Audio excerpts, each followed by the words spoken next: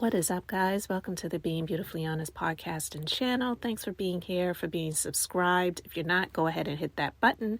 And if you're listening on YouTube, hit that like button. It's like walking into the room and hitting that light switch. Let's brighten up the place and get into this reality chat. I was waiting to talk about this because when I saw this story, I was like, okay, here we go with another Bravo lawsuit. But I honestly feel that this guy, he's going to get what he's looking for, which is money. And honestly, that's okay. Because there are some people that feel like if someone feels they have been assaulted in some way or harassed in some way, that people should file criminal charges.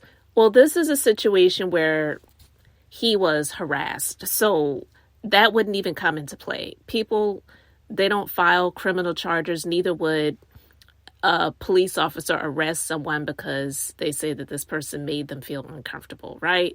Or even if someone like grabbed their butt or something like that. It's just the truth. So that is not a valid argument. But this guy who was playing the role of a butler on the Real Housewives Ultimate Girls Trip Season 2, which happened to be filmed at Dorinda Medley's home in the Berkshires, I believe. She is a former cast member from the Real Housewives of New York, if you don't watch The Housewives. But anyway, I didn't really watch that season. I watched it a little bit, so I didn't see this actually happen when it was aired. But hearing about it now, I feel like he's got a good case. And I know some people may feel like, oh, this is just a money grab. Well, we cannot be in this space of having the double standards when it comes to stuff like this, because as we know, the majority of the time when situations like this come up, it's usually a female that is saying that they were sexually harassed. And unfortunately, it does happen a lot. It doesn't mean that there are no females that are dishonest and that happens too, but that's just the world that we live in. You know what I mean? You get the good mixed in with the bad, you know? You have those bad apples that will make others look like they are not being honest. But for the most part, it does happen, because even if you look at, even though television shows and movies are entertainment, a lot of that stuff is based on real life. And if you look at the way things used to be in some of the older movies and television shows, that stuff was pretty much common. And the reason being is because it's a patriarchal society. Now, things have changed a bit over the years, but it has not completely changed. And so what I mean by that is it's more male driven, it's more ego driven, it's more testosterone driven. And so that's why you hear about things like the casting couch or someone sleeping with their boss to get a promotion and things like that. And it shouldn't be okay, but unfortunately, it's a real thing. So, you know, I'm saying that to say, with this story coming out, I just was like, I'm not surprised. And this is the times that we're in. So Phaedra Parks and Brandi Glanville, they have been named in this harassment lawsuit, but they are not being directly sued. And I want to share this story because it says that Bravo reality OG Phaedra Parks has found herself at the center of yet another network scandal regarding claims of misconduct. Parks, along with Brandi of the Real Housewives of Beverly Hills, are facing sexual assault and harassment accusations, not the lawsuit, accusations for their alleged interactions with a party butler while filming season 2 of the Real Housewives Ultimate Girls Trip. Marcovega, the butler, filed a lawsuit against Bravo claiming it encourages its stars to engage in sexually inappropriate behavior. Neither Parks nor Glanville are named as defendants. However, their alleged behavior is detailed in the suit as evidence of the problematic work atmosphere Bravo reportedly supports. Vega was hired to work at a gathering at the Real Housewives of New York City cast member Dorinda Medley's Bluestone Manor in Massachusetts in September 2021, when he claims that he was accosted by Parks in Glanville. The man alleges a show producer ordered him to go over and get the women dancing. How stupid can you be, right? And I'm not talking about him. I'm talking about the producer. But look, this is the type of atmosphere that they foster. You cannot tell me that this isn't the type of atmosphere that they foster when you have a producer encouraging him to do that. And I don't think he's lying. This reportedly came after a female adult entertainer performed a striptease. To come.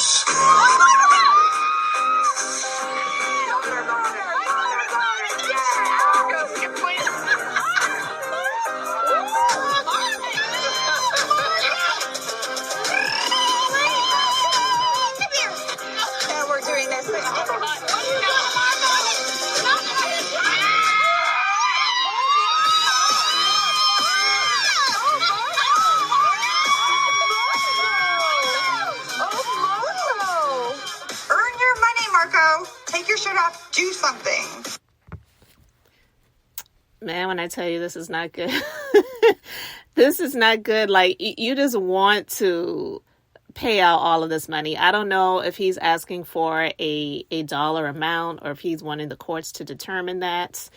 I'm assuming, not that I'm sure it would hold up because of the nature of this, but I'm assuming he signed a arbitration agreement, which would compel them to go to arbitration versus this going to courts. And most companies do things like this, and they know for the most part it's to really mitigate their damages, if you will. So I wouldn't be surprised if he signed off on something like that before being able to work this position, but yet and still, that does not make this okay.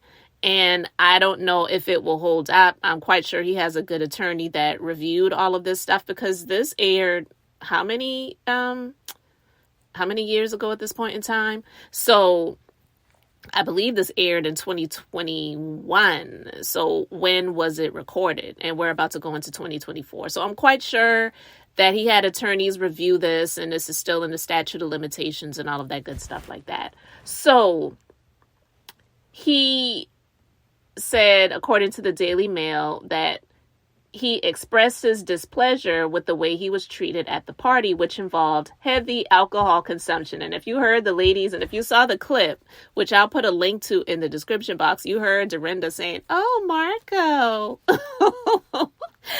It's not funny. I'm not saying that his feelings are not valid or he did not feel uncomfortable. Because, see, that's the hard thing, too, when it comes to men being put in positions like this. Right is right and wrong is wrong. And here on the Being Beautifully Honest channel, I do my best to be on the side of right, not to be on the side of a specific person.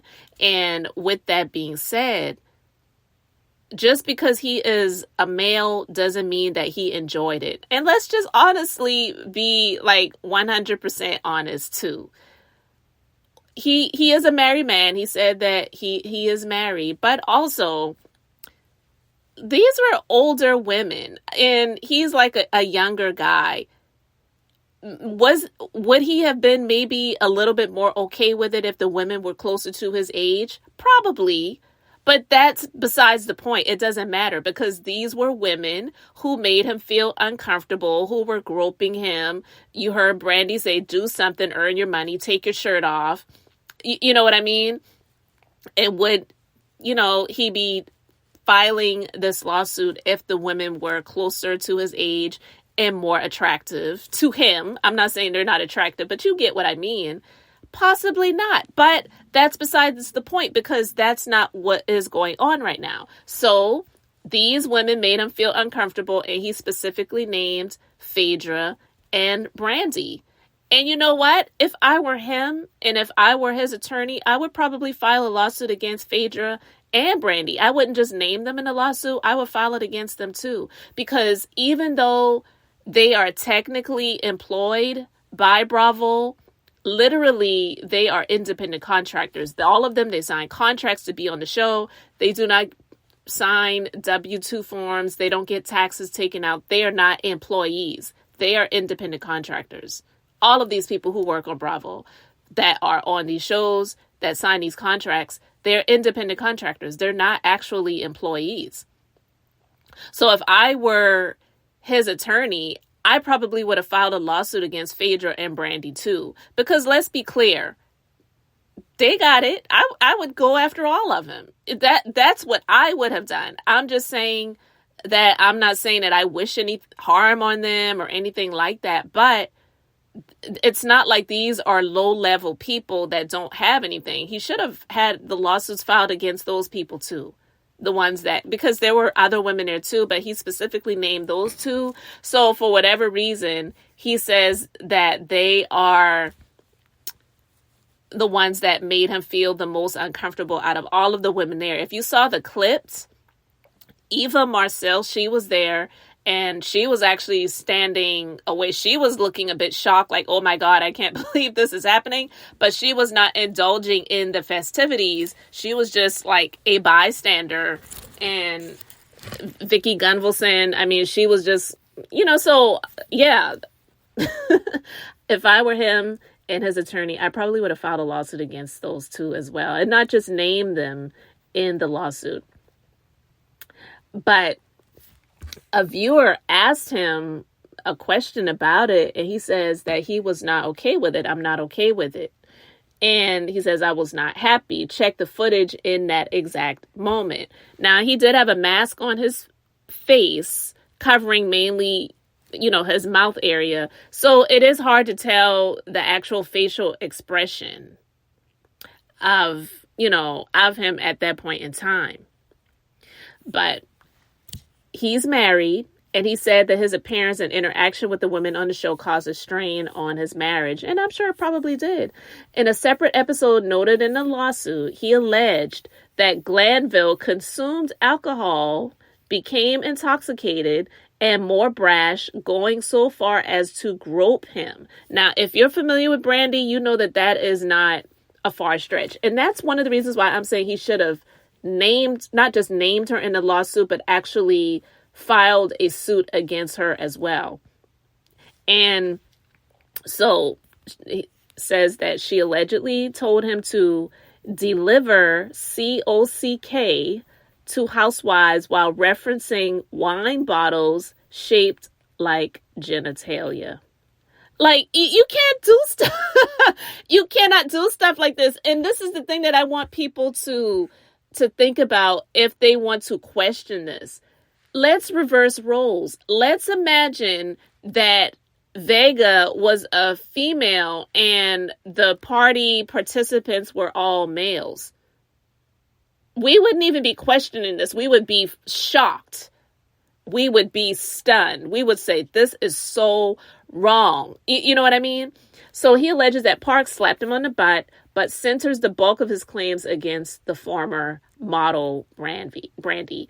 Bravo had overwhelming prior notice of Miss Glanville's prior deviant sexual proclivities and sexually harassing conduct. Girl, she could never own a company. The Real Housewives of Atlanta alum was caught in a controversy during season 9 on the Atlanta-based franchise when she lied about Kandi Burruss and her husband, Todd Tucker, wanting to do some things to fellow cast member Portia Williams. Fallout over the slanderous tale, which came out during the season reunion, resulted in the attorney's dismissal from the series and destroyed her friendship with Burruss. Though she since has made amends with the network and is even starring in the new season of Married to Medicine, her past was not lost on fans who weighed in on the current legal matter. Someone says, Phaedra being accused of sexual abuse after what she said about Kandi is the perfect example of karma. Another person wrote, he's literally dipping it low and grinding, and she patted him on the bleep. Let's be real. After viewing Vega dance with the women in the scene. And the third one says, that was definitely sexual assault. Just imagine if the roles were reversed. And see, that's what I'm saying.